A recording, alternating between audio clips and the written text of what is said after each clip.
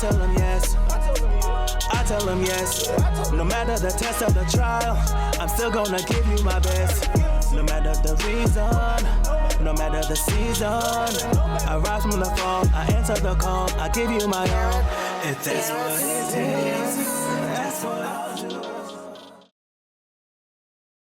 Hey guys, welcome to yet another episode of Egypt Unplugged, where we discuss unplugging from every system that restricts and prevents and just interferes with the free worship of the one true living God, Yahweh.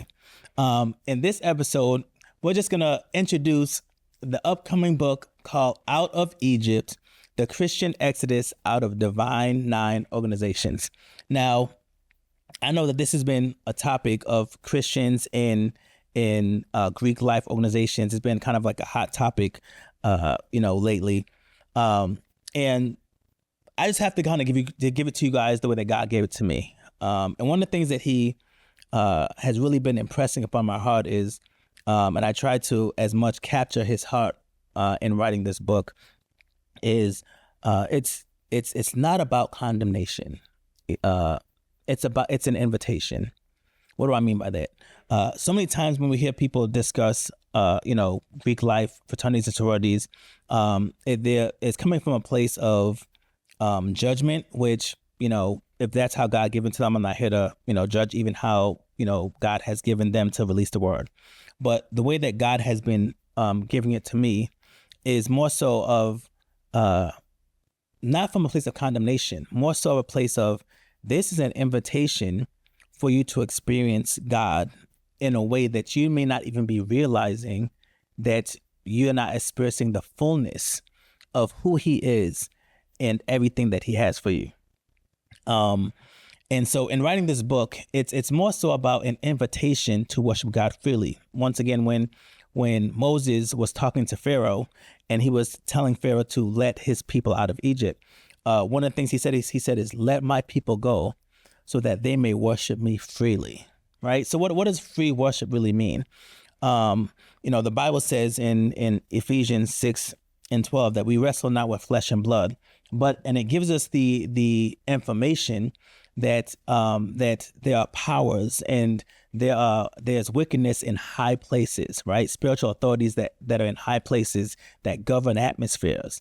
And so sometimes, and even in Egypt, when the children of Israel were there, they were governing entities that restricted the children of Israel from being able to freely worship God and to freely experience his love, his provision, his power in the way that God intended for them to experience him. And likewise, in a lot of these fraternities and sororities, we don't realize that we have come under a system that in that same way restricts the free flowing of God's provision, that restricts the intended manner of which God intended for us as his children to experience him. And so that's what this book is about. When we talk about out of Egypt, even though it says out of Egypt, it's more so of coming into a true relationship with the one true living God in the way that he intended for you to have a relationship with him. And so many of you guys may say like, wait a minute, I know God, I have a relationship with God. I hear God speak. That may be true. But anytime that we come into agreement with something that God has prohibited, it restricts the free worship that God intended for us to give to him.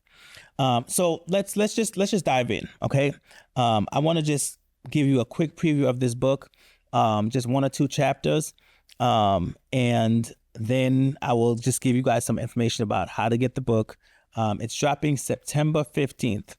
And so even right now, and I'll make sure I put the link in the bio, you can actually go and pre-order the ebook.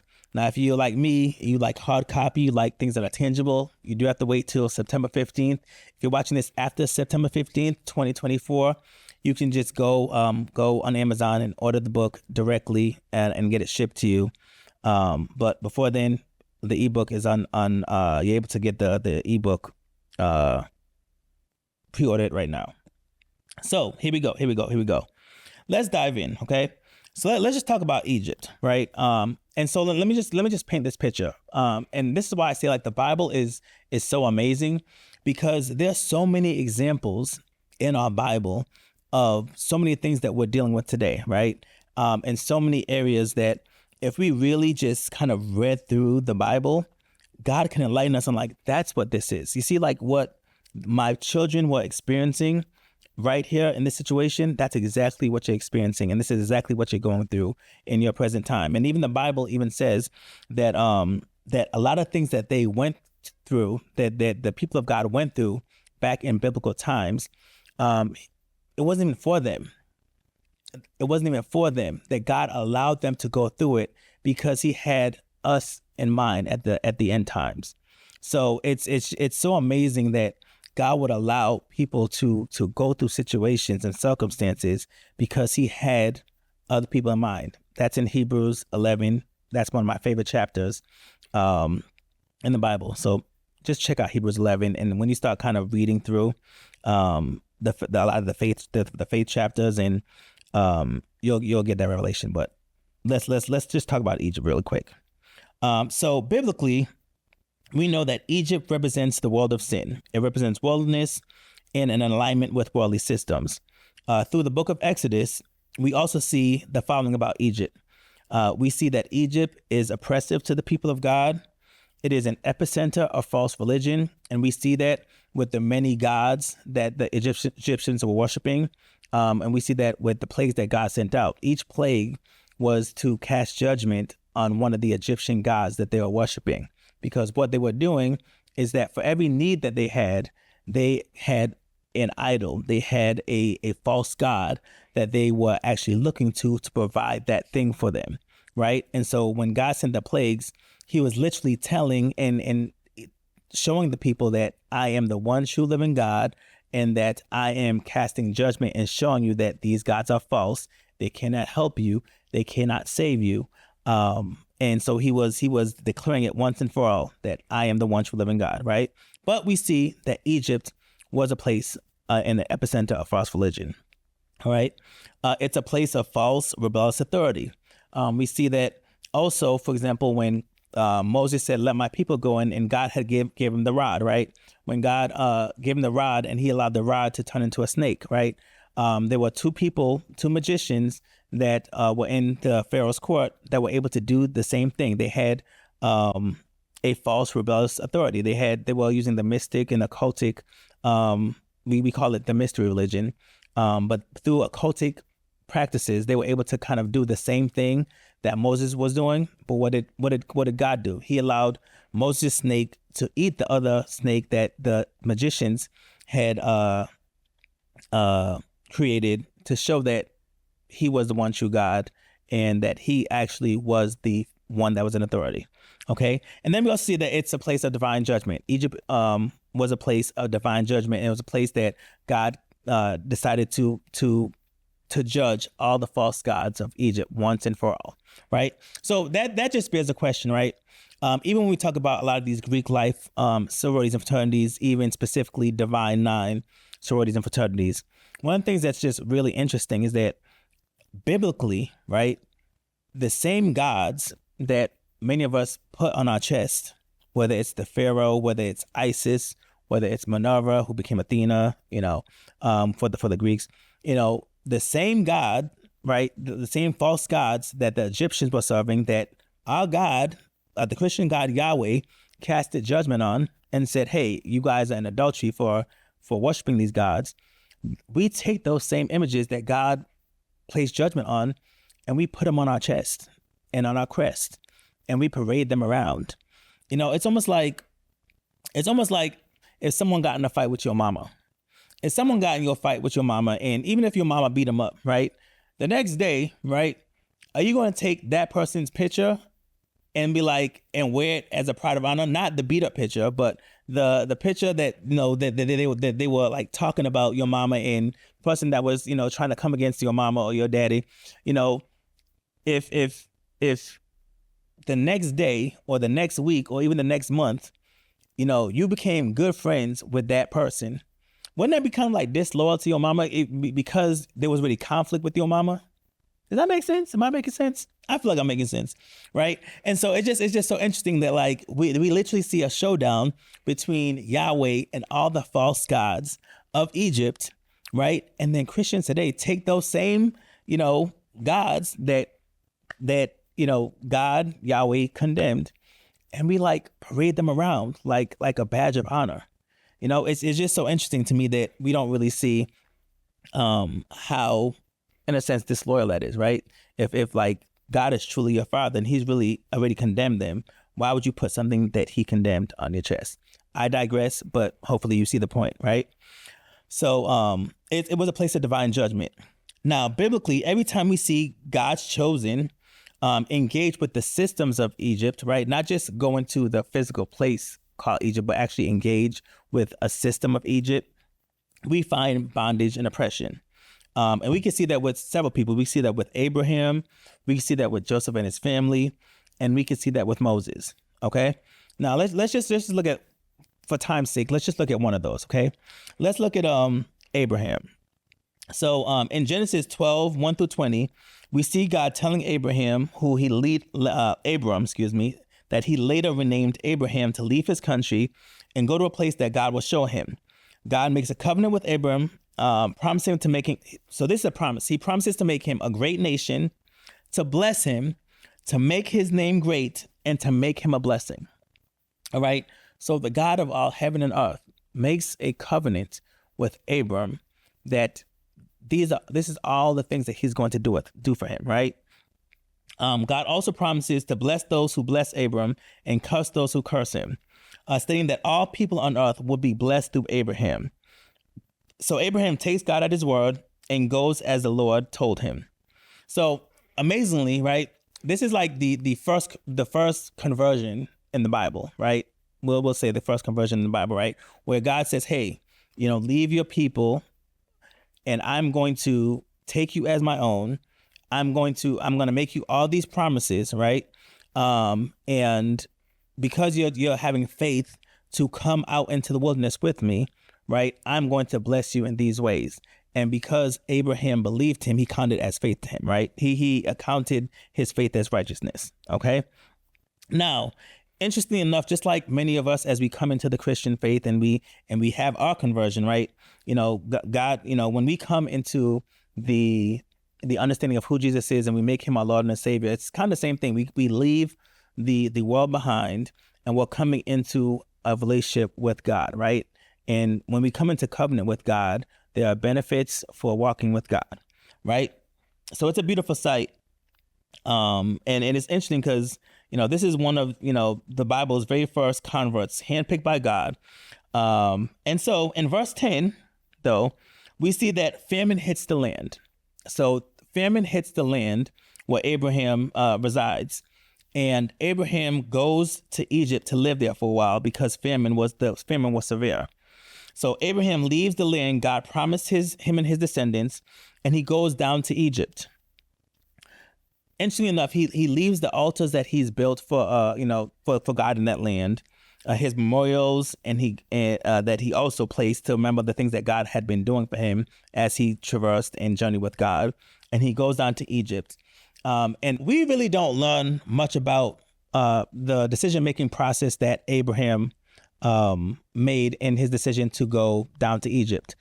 From the verses that follow, verse 10, we do understand that Abraham at least understood that it was a place of perversity, and it was a place that wasn't a good place. But because there was famine, he knew that there was a benefit in going down to Egypt. He knew that they weren't suffering in the same type of famine that the other parts of the land was experiencing. So long story short, Abraham goes down to Egypt. In doing this, he compromises his character by lying about his wife. And in that, he compromises her safety, and she's taken into captivity, and she's almost raped by Pharaoh as he tried to take her as his wife. So this whole story is laid out in Genesis. So go read it. I'm just trying to get to the good part, trying to get to the part that I'm trying to get to, okay? So when we think about it, so because of lack, we see Abraham go down into Egypt, right? And once again, we don't know why he chose Egypt of all the places, but we do know that he understood the perversity that was in Egypt, right? And what was the result from him going down to Egypt, right? There was benefit and there was bondage, right? While he was there, he was shown favor by the Egyptians. He was enriched, but it came at the expense of corrupting his character, because he actually had to lie that his wife was his sister, right? So that they wouldn't kill him, right? He knew going down into it the type of people that the Egyptians were, the system that he was going into, which is why when they asked, who is Sarah, right? He said, this is my sister, not my wife. He understood enough about their immorality to know that just off top, they would kill him if they found out that this beautiful woman was his wife and not his sister. So he ended up having to lie, right? This is most likely also where he picked up Hagar, which was the Egyptian servant girl who he eventually slept with and created Ishmael, right? So we can go into that and read the book, because we talk about that. We talk about how when you're in a Egyptian system, right, it causes you to produce things that are almost God. It produces things that almost reflect the will of God for your life, okay? So check out this book, okay? But then we see, like, how did he exit, right? God exits, he ends up exiting Egypt because God sent plagues to the house of Pharaoh to convince Pharaoh to send Abraham out of Egypt. So interesting enough, we see that he willingly went to Egypt because there was provision. But even in the provision that was promised by Egypt, he still was in bondage, right? It still forced him to corrupt his character. It still forced him, right, to have God rescue him out of that place, right? And that's the same thing that we see in the today's Egyptian systems. And when we entangle ourselves in worldliness today, we see that it causes us many times to corrupt our character. It causes us many times to come under bondage. And we see many times God having to rescue us, right, out of the oppression that partnering with a worldly system causes us to end up in. All right. We see the same thing with Joseph. We see the same thing with Moses. But more times than not, and in this part, what I really want to emphasize is this. Why I believe that God called this book Out of Egypt, more so than the connection it has to the occultic practices and the symbolism that it has with current Greek life and divine nine sororities and fraternities. More so beyond all of that, right? I believe that in the same way that God's love rescued Abraham out of Egypt and rescued Moses out of Egypt, right? I believe that God's love, God's intentionality, and his desire to see his people free, it's that same love that he's trying to communicate to everyone that's in one of these systems today. Whether you're in Greek life, whether you're in Masonry, God's love is calling you out. And many times he'll do it with a strong and mighty hand. Like with Pharaoh, Pharaoh actually had dreams, and he had adversity. Many times we don't really realize that a lot of the adversity that we face in our life, and a lot of times we call it the devil. A lot of times when we go through things, we call it the devil. And many times it's God. It's God allowing us, especially when we're walking in ways that go against his will for our life. Many times the struggles that we face is actually God's love trying to give us a signal to say, hey, you're in bondage. Hey, you're going the wrong way. Hey, can I get your attention? Because there's something that I'm trying to get you to understand. There's something that I may be trying to pull you out of, right? When I was in Greek life, there were just so many situations that would happen, whether it was controversy, whether it was me just being in the wrong place at the wrong time, me being tempted with things coming around me that shouldn't have been around me, right? Or me always having to spend money, time, energy, sacrificing money, time, energy, and it all being for naught, simply because I was in a system that was not designed for me as a child of God. So one of the things I just want to say as we conclude this episode is this. If you're in a Greek life, fraternity, or sorority, particularly Divine Nine, but in anything, if it's Masonry, if it's Eastern Star, and you also call yourself a Christian, I just invite you to read this book. I invite you to read Out of Egypt, because I really want you to experience and have an encounter with God where he can relate to you his love and really enlighten you to the fact that you may be in a situation where you've come under something that restricts his ability to, and maybe his ability is wrong, that restricts your ability to hear him and to feel him and to experience him the way that he may have intended for you to experience him. Why do I say this, right? With the children of Israel, right? Why did God say, come out of Egypt, right? What was it about Egypt that disallowed the children of Israel from experiencing God the way that he wanted them to? Like, for those Bible readers out there, can you imagine trying to build the tabernacle in Egypt, right? They probably would end up building pyramids when he intended for a tabernacle, right? Can you imagine God trying to have the tabernacle experience in Egypt? You know, for those that are with me, we'll break this down a little bit in the upcoming episodes. But what God was calling them to was so much greater than what they were able to experience simply living in Egypt, right? They could have never become a nation on their own. They could have never experienced God's full will for them to develop as a people, as a society, for them to really to get the glory that came down in the wilderness, in the tabernacle, right? To experience the Holy of Holies if they had stayed in Egypt, right? If they had stayed under that system, right? And in that same way, when you're in Greek life, you're under a system, right? You have a different covering.